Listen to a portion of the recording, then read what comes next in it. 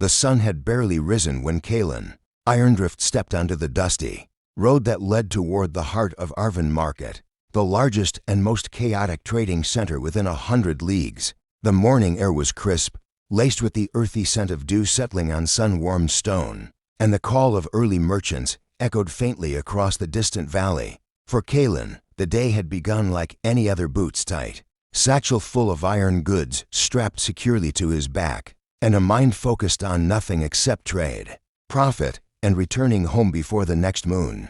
He wasn't a man who chased surprises. Arvin Market, however, was never predictable. Even from miles away, its roar drifted toward him like a living creature, shouting vendors, bleating animals, creaking carts, the clang of metal, the song of minstrels, and the distant laughter of children. As Kalen approached the carved stone archway that marked the market's entrance, he willed his mind into the same disciplined state he always used on trade days. Calculate, assess, sell, move on. He didn't come for distractions. He came for coin and coin alone. Inside, the market burst into color. Cloth banners rippled overhead, their patchwork of blues, greens, and golds dancing in the wind. Lanterns shaped like suns dangled from strings crisscrossing the street, their light unnecessary in daylight, but beautiful nonetheless. Spices drifted through the air, cinnamon, roasted pepper, lemonwood smoke mingling with the scent of freshly baked bread. Kalen's eyes swept the area with a trained merchant's gaze, noting where the heavy crowds gathered and where the wealthier patrons strolled. He would start as he always did, with the metal vendors near the center ring. He adjusted the strap of his satchel and moved forward. He didn't know that his life was about to change before he sold even a single nail. The market's central ring bustled with the most experienced traders, jewelers, armor smiths, book merchants, and spice dealers whose reputations stretched across the region. Kalen nodded to a few familiar faces, but kept his distance. He preferred to work alone. After securing a spot beneath a small awning, he unpacked his wares, horseshoes polished to a silver sheen, hand-forged daggers, buckles and clasps, a handful of decorative metal trinkets for the nobles who liked to pretend they understood craftsmanship. He lined them neatly on the table, their gleam catching the morning sun. He had barely begun arranging when something shifted in energy, subtle but undeniable, like the hush before a storm. A ripple traveled through the crowd. Conversations faltered. Heads turned. Even the minstrel nearby lowered his lute, confusion wrinkling his brow. Kalen straightened, instinctively reaching for his dagger, unsure whether danger approached. Then he saw her. At first, she appeared only as a silhouette walking through the haze of morning light, her figure outlined in gold as though the sun itself bowed to her arrival. Her hair spilled over her shoulders in waves the color of dark honey, shimmering with every movement. Her eyes, he couldn't look away from her eyes, held a striking shade of green, vibrant and deep, as if they carried forests within them. She moved with a grace that didn't seem entirely mortal, the kind of elegance no noble woman could imitate and no dancer could rehearse. The market didn't simply notice her. It fell silent for her. Kalen wasn't the kind of man easily struck by beauty. But this woman, she was something different. She didn't just stand out. She seemed to reshape the very air around her. And the strange thing, the part that unsettled him more than he wished to admit, was the feeling that she didn't fully belong to this place. She walked like someone searching for something, or someone. Kalen swallowed hard and forced himself to look away. This was none of his business. Beautiful women walked through markets every day, dressed in fabrics finer than anything he would ever own. He wasn't here to be distracted by faces carved from dreams. He was here to make a living. He resettled his wares with unnecessary force, hoping to stop the strange flutter in his chest. But fate, it seemed, had a different plan. Just as he turned to greet a potential customer, a sudden commotion erupted near the spice stalls. A crash rang out, followed by shouts.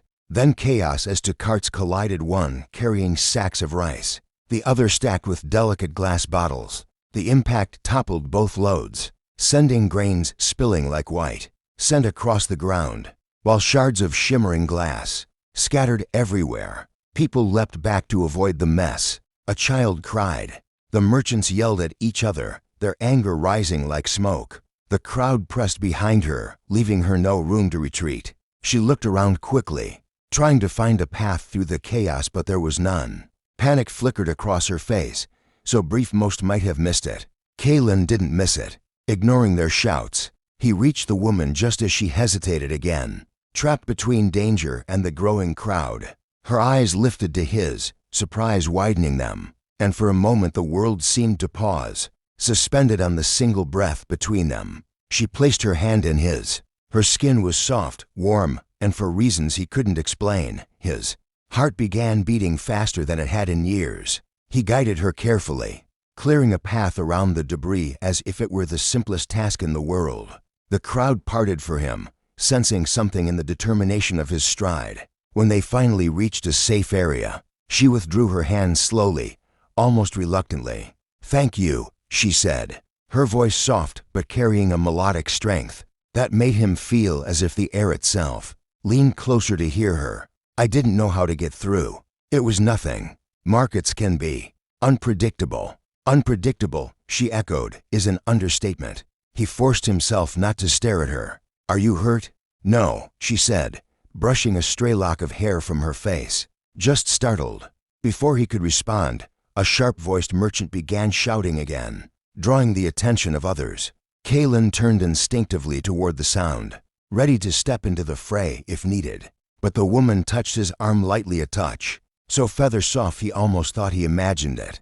"You don't need to get involved," she said. "You've already helped me." Kalen exhaled a slow breath. "It's not in my nature to stand by when people are in danger." Her gaze lingered on him longer than expected. "I believe that." She looked as though she wanted to say more, her expression shifting as if reminded of something important. "I should go. I have something I must find." Kalen nodded. Of course. A pull he didn't understand, a sense that if he let her walk away now, something in his life would remain unfinished forever. "Wait," he said before he could stop himself. She stopped. He hesitated, unsure why he'd spoken. He had nothing reasonable to say, no excuse, no request, but she was already looking at him with those forest-deep eyes, waiting. "I never caught your name," he said finally. Her lips curved again, but this time there was something behind the smile, something secret, something heavy. "My name is Seraphine." Seraphine. The name landed softly in his mind, yet it carried weight, as though it belonged to centuries rather than a single lifetime. It suited her, mysterious, graceful, unforgettable. "I'm Kalen," he said, feeling oddly self-conscious. "Kalen," she repeated, testing the sound of his name like a delicate thing. "Thank you again." And then, as easily as she had appeared, she vanished into the crowd. Kalen stood motionless for several seconds, his breath uneven. He didn't know why, but something about Seraphine felt wrong, not dangerous, no, not that, but otherworldly, as if she didn't fully belong in the world he lived in. He exhaled sharply and returned to his stall, annoyed with himself. This was foolish. He didn't come to markets to save strangers or to be enchanted by beautiful women with mysterious names. He came to earn coin. He came for trade, not wonder. But as he resumed arranging his wares, he realized he wasn't thinking about iron, prices, or customers. He was thinking about her, her eyes, her voice, the soft warmth of her hand in his. He shook his head stubbornly. He would forget her by nightfall. He was a traitor, and traitors didn't chase phantoms. Yet deep down, he knew he was lying to himself. Seraphine had entered his life like a spark, dropped into dry grass, and something inside him was already beginning to burn. Kalen spent the next hour trying to force his mind back into the rhythm of trade. But no matter how many times he polished a horseshoe or adjusted the angle of a dagger on his display, a single thought kept circling his mind like a restless hawk. "Seraphine," he muttered under his breath and pressed the heel of his palm against his forehead. He had met hundreds of people, merchants, nobles, travelers, thieves, but never had someone unsettled him with nothing more than a glance. It made no sense. He'd known her for less than a minute. They exchanged barely a handful of words, and yet the entire encounter played through his mind repeatedly, as though etched into stone. A wealthy trader approached his stall, inspecting the daggers with an appraising eye. Kalen straightened and attempted to engage, forcing his voice into its usual calm tone. But as the man asked questions, Kalen found himself unexpectedly distracted. missing half the details of the conversation. The man walked away happily, his new dagger gleaming, while Kalen stood there glowering at the absurdity of it. He never slipped up during trade. Never. He shook himself sharply. This was ridiculous. He could not allow one moment one woman to cloud an entire day of business. Still, his eyes drifted over the crowd, scanning faces, searching the flow of the market for another glimpse of the woman who had somehow taken root in his thoughts. She was nowhere. As the day grew fuller, the crowd thickened. Perfume blended with sweat, fresh bread with smoke from cooking fires, the constant buzz of voices weaving together into a chaotic tapestry. Merchants shouted deals. Children ran through legs, laughing. Guards patrolled lazily, swatting dust from their armor. The market, in all its wild, messy life, should have grounded him. But every passing shadow made him look twice, expecting to see her. And every time he didn't, a strange disappointment settled deeper in his chest. Kalen. He snapped from his thoughts at the sound of his name. Rovan, another metals trader, older, bald, with a laugh so loud it shook tables, approached with a smirk. "You're not paying attention." "Today," Rovan said, leaning across Kalen's table. "I called your name 3 times. Did you?" Kalen asked, a bit too sharply. Rovan raised a brow. "What's got you staring into the crowd like you lost your horse?" Kalen scowled. "Nothing. Market's busy." Rovan's grin widened. "Busy markets don't make you look like your soul wandered off." Kalen ignored him, pretending to sort through his buckles. Rovan, sensing something interesting, leaned even closer. "Let me guess. Woman troubles?" Kalen stiffened. Rovan let out a booming laugh that made several passers-by jump. "Oh, I knew it. That face, you've seen someone. With a pretty smile, and now your brains leaking out your ears." Kalen gritted his teeth. "I have no idea what you're talking about." "You're a terrible liar," Rovan said cheerfully. "Tell me, was she tall? Short, hair like fire, eyes like the ocean? Don't leave out the good parts." Kalen glared at him, but Rovan simply folded his arms and waited with exaggerated patience. Finally, Kalen exhaled and muttered, "I helped someone through the crowd earlier. That's all." Rovan's eyebrows shot up. "Ah, so a damsel in distress." "She wasn't a damsel, and it wasn't." "Was she beautiful?" Rovan interrupted. Kalen froze. Rovan's grin turned wicked. "Oh, so she was." Kalen shoved a handful of coins at him. "Go buy a drink, Rovan." "I will," Rovan said, pocketing the coins without shame. "But the look on your face is enough entertainment for the whole day." Kalen closed his eyes for a moment. He wasn't usually bothered by teasing, but Rovan's words struck too close to truth. He wasn't supposed to be thinking about Seraphine. He was supposed to be bartering, calculating, working. But the market, so lively, so loud, felt strangely dull without seeing her face among the crowd. A customer approached, but before they could speak, a loud horn echoed from the north gate. 3 sharp blasts that cut through the noise like a blade. Kalen and everyone else turned toward the sound. "What's that?" someone muttered. "Trouble," said another. The horn sounded again. Then the whispers spread. "The king's envoys. Envoys, here. Something must have happened." Kalen strained to see over the crowd. People pressed closer to the center walkway as armored figures marched into the market. 6 soldiers in polished black steel, followed by a man in royal blue robes embroidered with silver thread. The soldier at the front carried a banner with the king's emblem, a silver falcon in flight. Royal envoys rarely visited Arvin Market. Something was wrong. The robed man raised a hand, and the marketplace gradually quieted, not fully, not completely, but enough that his voice could be heard. "Citizens of Arvin," he began, "we seek a young woman. She is believed to have passed through this area today." Kalen's breath caught. "A woman," the envoy continued, "with long golden brown hair and eyes of striking green. She travels alone." He paused, letting the description hang over the crowd like a dark cloud. "If you have seen her, you are ordered to report it immediately." Murmurs rippled through the people. Kalen's heart hammered. Golden brown hair, green eyes, traveling alone. It was her, Seraphine. But why? Why would the king's envoys be searching for her? The envoy spoke again, voice harder now. "This woman is considered dangerous. Do not approach her. Do not attempt to engage. Report her location to the nearest royal guard. Kalen felt his stomach twist. Dangerous. Seraphine hadn't looked dangerous. She had looked lost, gentle, kind. Everything about her had radiated warmth, not threat. But the envoys didn't appear to be joking. Their armor gleamed sharply, their hands resting on hilts. The tension in their bodies was unmistakable. They were hunting. The king's orders, the envoy said, are not to be questioned. He signaled to the soldiers, and they dispersed into the market. The murmurs intensified. Some people looked fearful, some curious. A few looked eager. There were always those who wanted to earn royal favor.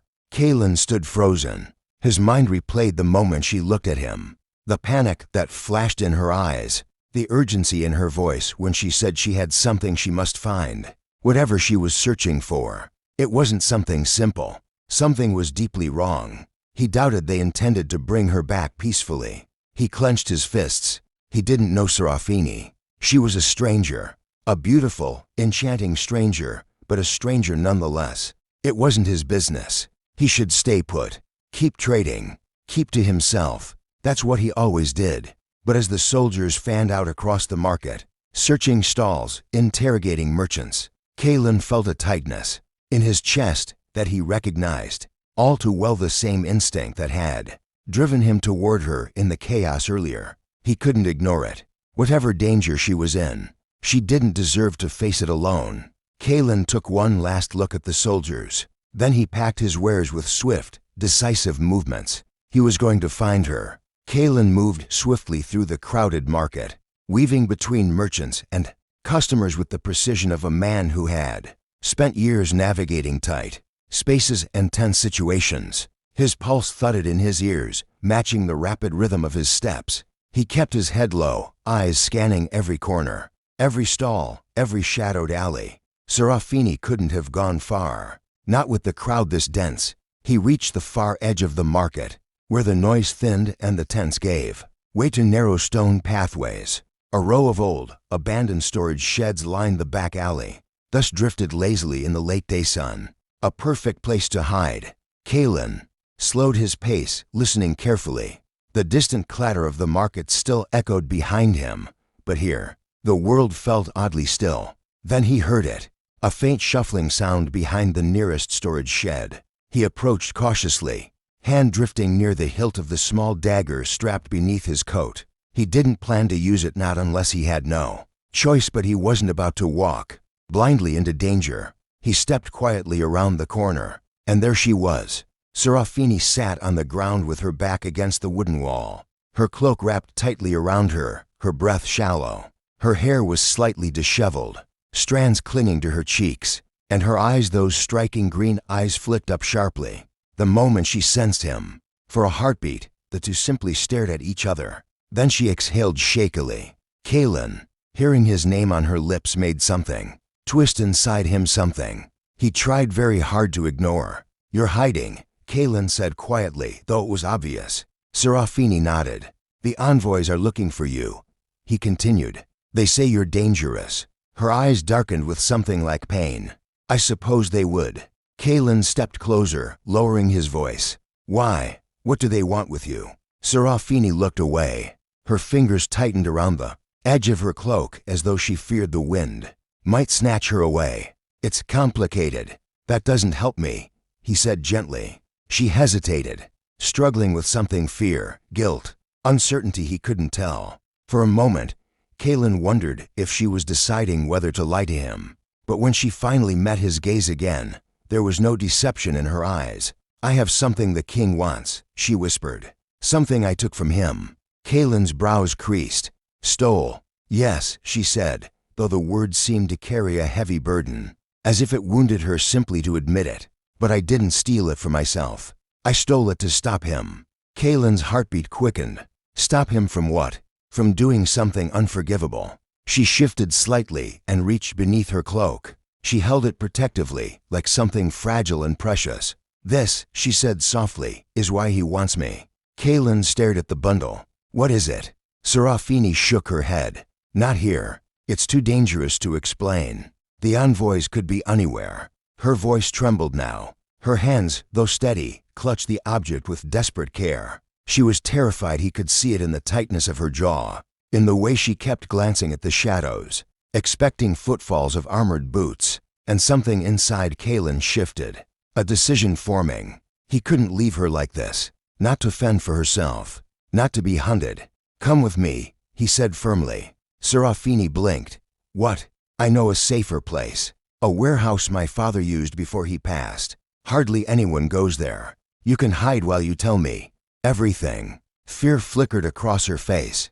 "Kalen, if they find you with me." "They won't," he said, more confidently than he felt. "And even if they did, I don't care." She stared at him, truly stared, as if trying to read the truth of his soul. Then, slowly, she rose to her feet. When she swayed slightly, Kalen steadied her instinctively. Her hand trembled against his. "Why are you helping me?" she whispered. He opened his mouth to offer logic, excuses, something reasonable, but nothing came. So he told her the only truth he knew. "Because I can't walk away." Something in her expression softened like dawn breaking through storm clouds. She nodded. "All right," she whispered. "Lead the way."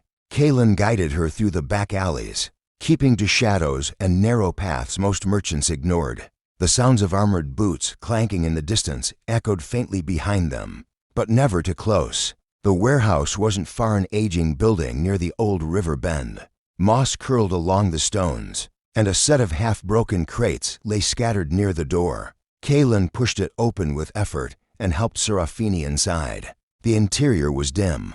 Wooden beams creaked overhead, and dust motes floated through slivers of late afternoon sunlight. Safe, for now. Kalen took a careful breath. "Now, tell me, what did you take from the king?" She looked at him for a long, silent moment, long enough that he wondered if she would refuse. Then, with trembling fingers, she unwrapped the violet cloth.